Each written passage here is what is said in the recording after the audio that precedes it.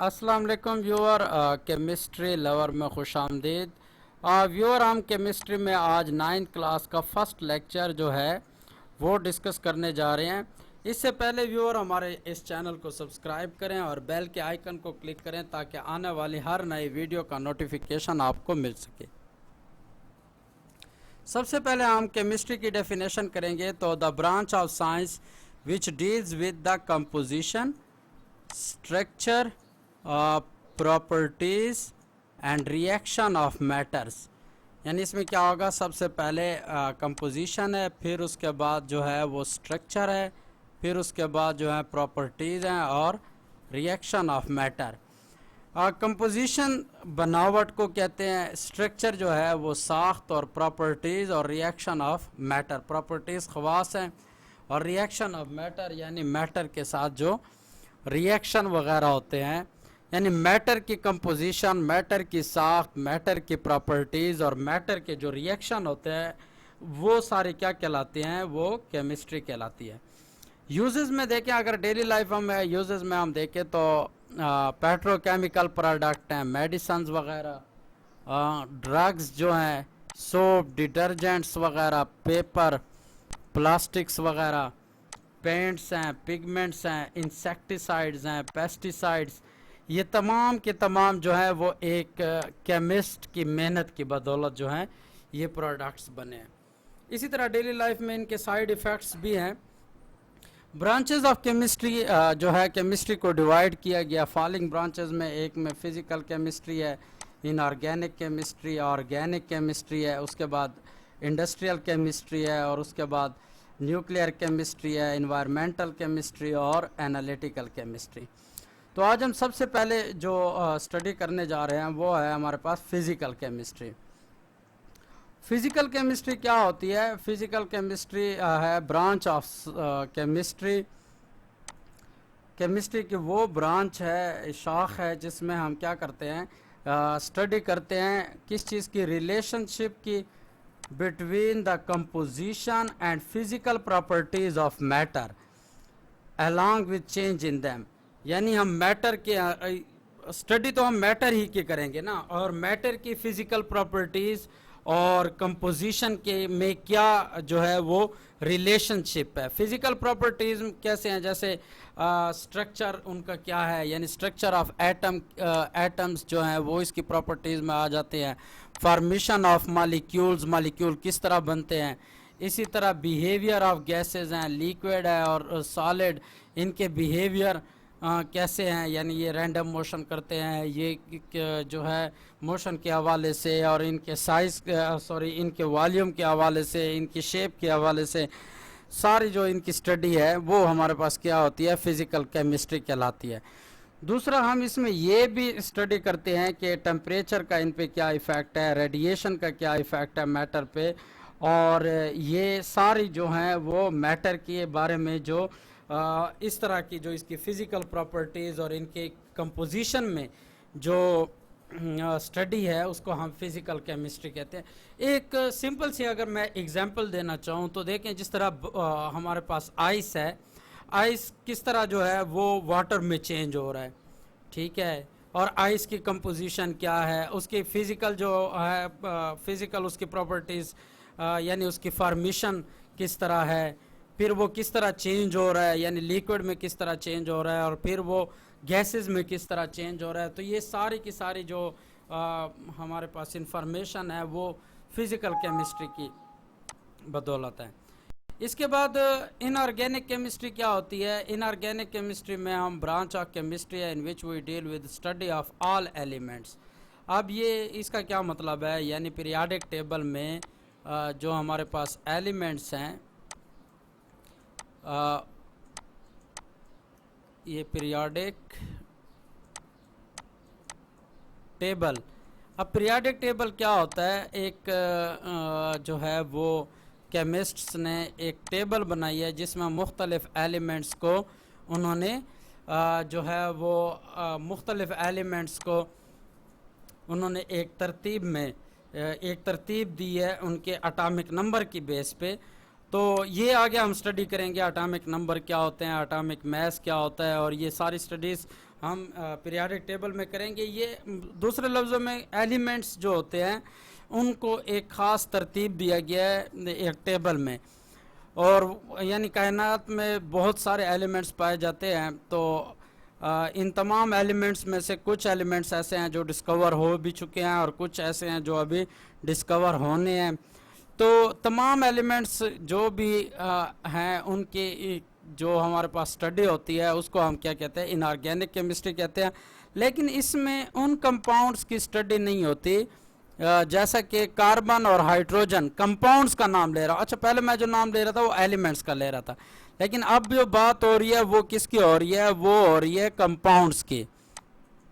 Compound से क्या मुराद है, यानी जैसे हमारे पास कार्बन और हाइड्रोजन है, ये मिल के कोई कंपाउंड बनाए, यानी जैसे C6H6 ये एक कंपाउंड है जिसको बेंजीन कहते हैं। ठीक है, ये कार्बन और हाइड्रोजन से मिलकर बना हुआ है इस तरह के। अच्छा, अब इसमें एलिमेंट कौन से हैं मैं सिंपली बता देता हूँ कि इसमें जो कार्बन है, अगर अकेला कार्बन लिया जाए, हाइड्रोजन लिया जाए, तो ये एलिमेंट्स है। ये एलिमेंट्स मिलकर ही तो कंपाउंड बनाते हैं। तो अब इस तरह कार्बन और हाइड्रोजन का जो कंपाउंड है इसकी हम स्टडी को जो है वो नहीं लेंगे, बल्कि हम सिर्फ एलिमेंट्स की स्टडी, वो एलिमेंट चाहे कार्बन भी हो चाहे हाइड्रोजन भी हो, लेकिन ये एक साथ ना हो, यानी ये कोई कंपाउंड ना बनाते हो, ये मिल के कोई चीज़ न्यू हाइड्रोकार्बन्स ना बनाते हो। और इसी तरह इन ही से बनने वाली दूसरी जो हमारे पास प्रोडक्ट्स होते हैं उनके, यानी इनके डेरिवेटिव से मुराद ये है कि अगर अब ये बेंजीन है फॉर एग्जांपल, तो अब बेंजीन ही से हम क्या कर सकते हैं, बेंजीन ही से फिनोल बना सकते हैं। तो ये ऐसे समझे ये इसका डेरिवेटिव हो गया, यानी उसी से एक नई और चीज़ भी बन सकती है, तो ये फिनोल हो गया। अब ये क्या है, ये भी एक कंपाउंड है। ठीक है, ऐसे समझें एक तो ये जो है एक न्यू वो है कंपाउंड है। तो इसकी हम स्टडी जो है वो इन ऑर्गेनिक केमिस्ट्री में नहीं कर सकते। लेकिन अब हम जो स्टडी करेंगे उसमें हम स्टडी करेंगे ऑर्गेनिक केमिस्ट्री और बायोकेमिस्ट्री। तो पहले इन दो की स्टडी कर लेते हैं। अब हमारे पास ऑर्गेनिक केमिस्ट्री अगर हम लें, ऑर्गेनिक केमिस्ट्री क्या होती है, ऑर्गेनिक केमिस्ट्री जो है वो हमारे पास ये भी क्या है, ऑर्गेनिक केमिस्ट्री इस कोवलेंट कंपाउंड है। किसके कोवलेंट कंपाउंड है, कोवलेंट कंपाउंड किसके हैं, कार्बन और हाइड्रोजन, यानी जो इनऑर्गेनिक में ये नहीं पढ़ी जाती थी, अब ऑर्गेनिक में क्या करेंगे, इसी को पढ़ेंगे, यानी C6H5 ये कंपाउंड जो हैं इनको हम पढ़ेंगे, जो कोवलेंट कंपाउंड है। कोवलेंट कंपाउंड से क्या मुराद है, जैसे कार्बन है और हाइड्रोजन है, ये आपस में इश्तराक करके क्या बनाते हैं, एक कंपाउंड बनाते हैं। इनके इलेक्ट्रॉन आपस में शेयर होते हैं।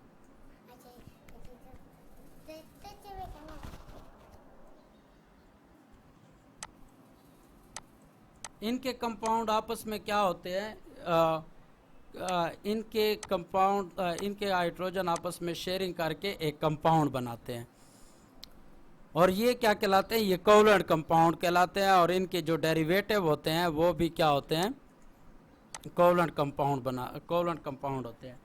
तो इस तरह की इनकी जो स्टडी होती है, यानी ये इस तरह के जो कोवलेंट कंपाउंड होते हैं इनकी जो स्टडी होती है, इसको हम क्या कहते हैं, इसको हम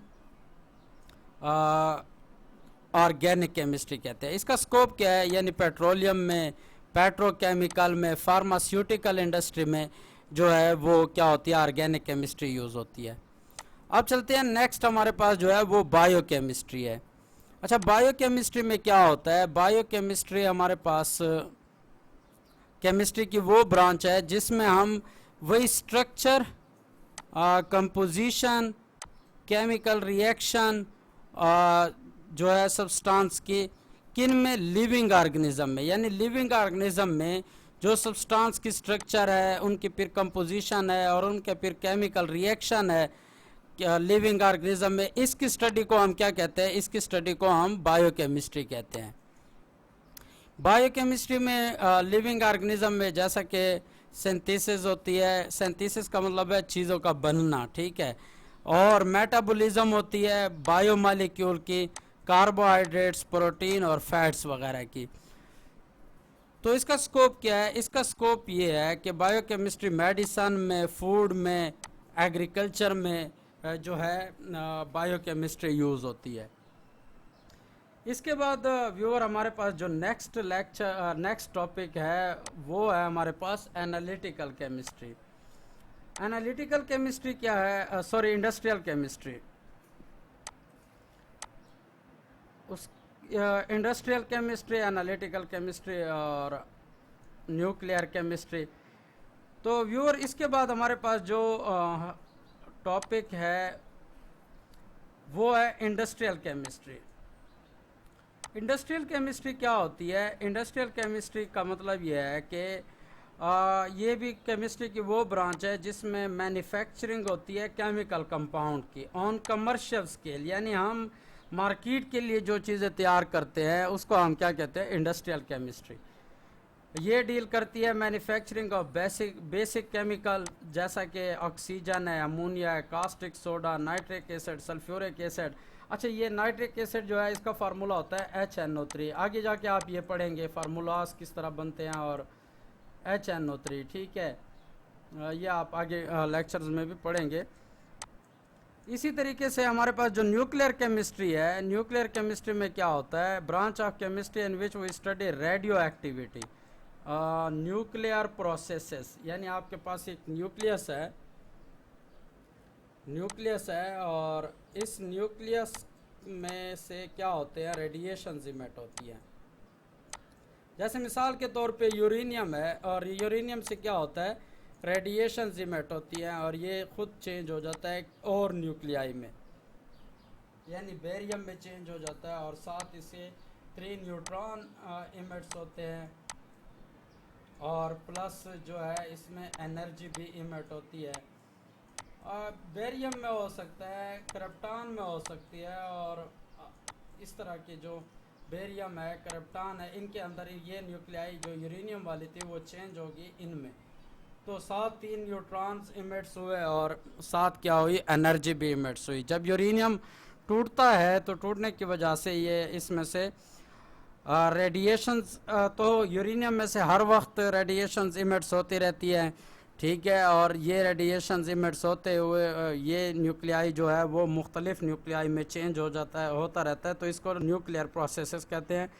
और मेन कंसर्न इसका जो है वो एटॉमिक एनर्जी से है। एटॉमिक एनर्जी में जो हमारे पास न्यूक्लियर बम है या जिसको हम एटॉमिक बम कहते हैं, वो भी ऐसे ही है कि न्यूक्लियाई जो होते हैं वो क्या होते हैं? और न्यूक्लियाई में टूटते रहते हैं और इसी तरह उसमें न्यूक्लियाई में 3 न्यूट्रॉन इमिट्स होते रहते हैं और ये न्यूट्रॉन इससे फिर टकराते हैं और ये मज़ीद जो है वो फिशन जो है वो बढ़ता रहता है और ये बढ़ते बढ़ते ये बहुत ही ज़्यादा बढ़ जाता है और इसी तरह ये बहुत ज़्यादा हीट इमिट्स होती है और हीट इमिट्स होने की वजह से जो है वो क्या होता है? रेडिएशन जिसमें से इमिट्स होती हैं, हीट इमिट होती है, जिसकी वजह से वो इलाके, वो जगह जो हैं वो बर्बाद हो जाते हैं। तो इसी तरीके से जो है हमारे पास न्यूक्लियर केमिस्ट्री की जो एप्लीकेशन है उसमें न्यूक्लियर केमिस्ट्री को मेडिकल ट्रीटमेंट में भी इस्तेमाल करते हैं, प्रिजर्वेशन ऑफ फूड में इस्तेमाल करते हैं, generation of electrical power nuclear reactors के थ्रू जो है वो इलेक्ट्रिकल पावर में भी, जैसे कि आपके पास कराची का जो है पावर प्लांट्स है, इसी तरह चश्मा पे पावर प्लांट्स है, ये न्यूक्लियर पावर प्लांट्स जिस तरह होते हैं, तो ये इनसे जो है वो क्या कर सकते हैं? आप इलेक्ट्रिसिटी जो है वो पैदा की जा सकती है। इन्वायरमेंटल केमिस्ट्री क्या होती है? ये स्टडी है about component of the environment. अब कंपोनेंट में क्या आ जाता है? कंपोनेंट में ये आ जाता है नेचुरल वो है नेचुरल इन्वायरमेंट। अब नेचुरल इन्वायरमेंट में क्या क्या क्या आ जाता है? जैसा कि नेचुरल में एयर आ जाती है, एयर है। अच्छा, उसके अलावा जो है वो लैंड है जिसको लिथोस्फीयर कहते हैं, लिथोस्फीयर है। उसके अलावा बायोस्फीयर है, यानी जो हमारी जिंदा जानदार हैं, ये क्या है? ये नेचुरल है। बायोस्फीयर ये नेचुरल इन्वायरमेंट्स के कंपोनेंट हैं। उसके बाद जो है हमारे पास कुछ जो मैन मेड मैन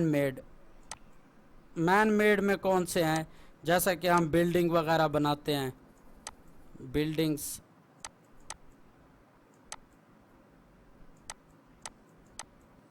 बिल्डिंग्स हैं, ब्रिज वगैरह हैं, और ये मैन मेड हैं। उसके अलावा थर्ड ह्यूमन जो है, ह्यूमन की एक्टिविटीज़ है, ह्यूमन इंडिविजुअल रह रहा है, ह्यूमन फैमिली के साथ रह रहा है, और इस तरह की ये जो हमारे पास प्रोसेस है इसको हम क्या कहते हैं, ये इन्वायरमेंटल केमिस्ट्री। एनालिटिकल केमिस्ट्री क्या होती है, ब्रांच ऑफ केमिस्ट्री है जिसमें हम स्टडी करते हैं सेपरेशन, हम सेपरेशन भी इसमें कर सकते हैं और एनालिसिस भी कर सकते हैं सैंपल की, ताकि इसके कंपोनेंट को क्या किया जा सके, आइडेंटिफाई किया जा सकते।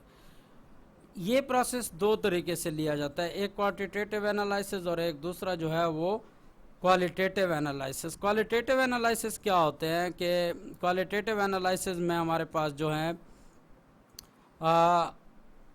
यानी हम क्या करते हैं, आइडेंटिफाई करते हैं सब्सटेंस को। यानी हमारे पास जो सैंपल है उसमें ये देखते हैं कि ये सैंपल जो है, इसमें फॉर एग्जांपल वाटर का सैंपल है, तो वाटर के सैंपल में हम ये बताते हैं कि भाई इसमें हाइड्रोजन होता है और उसमें ऑक्सीजन होता है, ठीक है। फिर अमाउंट के बारे में कि ये कितना अमाउंट में होते हैं और इसकी क्या रेशो है, तो इसको हम क्या कहते हैं, क्वांटिटेटिव एनालिसिस। यानी ये कितना होता है, 18 ग्राम होता है, तो हम इसको 18 ग्राम इसका मॉलिक्यूलर मास है, तो हम इसको कहते हैं कि ये इसका क्वांटिटेटिव एनालिसिस है, जिससे हम ये डिटरमाइन कर सकते हैं कि इसका अमाउंट कितना है। व्यूअर, उम्मीद है कि आज का लेक्चर आप लोगों को पसंद आया होगा। हमारे इस लेक्चर को लाइक करें, सब्सक्राइब करें हमारे चैनल को, और